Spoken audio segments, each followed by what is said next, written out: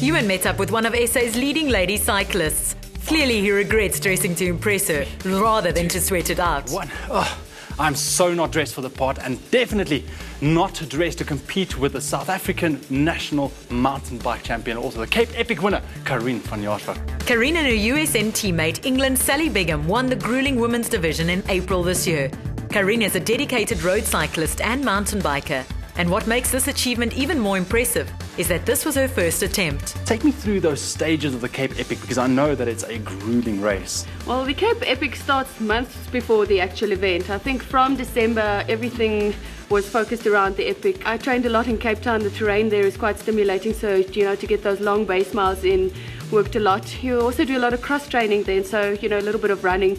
Epic, you do pick up your bike and run from time to time. Towards the end, I also sacrificed a lot of races because you work in blocks of 3 or 4 days, so a lot of times you're not well recovered for races, but it was all part of the bigger plan.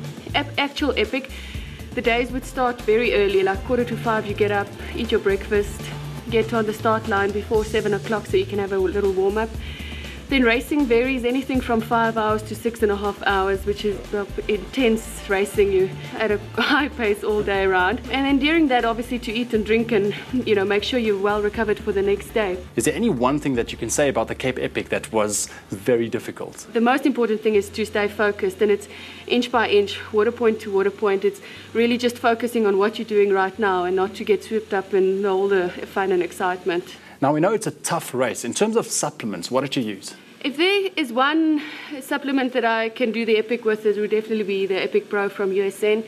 It's got a good combination of carbohydrates and protein in. For a typical 6-hour race, you'd need, for somebody like me, 1 gram of carb per kilogram of body weight. So if you're racing for 6 hours, that's close to 300 grams of carbs. The other supplements I used was the BCA Vitago, which also fuels recovery. So it's fine for hydration during one day, but to recover, still be fine for the next day. It comes across pretty strong that recovery is quite important. If you take the Epic into consideration, it's about 3 important things, and it's fuel, hydration, and recovery. So the supplements I used had to encompass all those elements. And then also for performance on the day, some supplements, there's Gactic from USN, which promotes muscle power and just explosive energy when you're really fatigued and you need a little bit of help.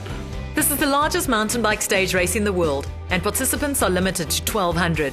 A new route is designed each year, and the 800-kilometer 8-day race is entirely off-road. But how do you go about, as a professional athlete, ensuring that you're using the supplements correctly?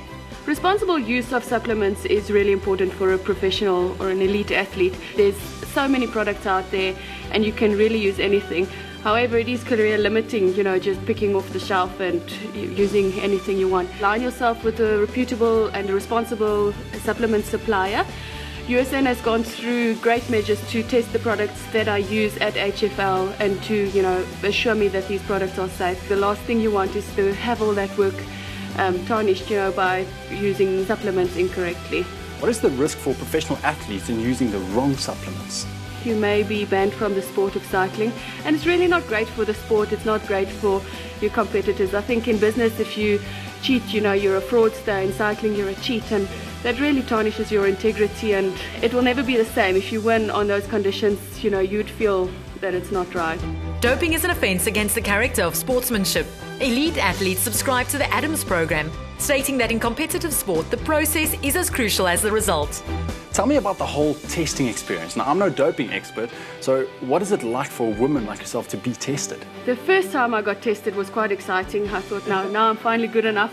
I called 5 people and it was great. And now it's not so much fun anymore. It is a urine test, so straight after the race, you get escorted to a cubicle. Everything is done very professionally. They open the samples in front of you. You have to confirm that this is the correct information, and no news is good news. If you don't hear anything from the results, then you're safe. Athletes know the importance of using supplements that subscribe to the same ambition as competitive sports, that of transparency. Reputable manufacturers like USN call on tests by independent bodies like the HFL Sports Science Lab's Informed Sports program. Doing so ensures that athletes are safe and ready to compete.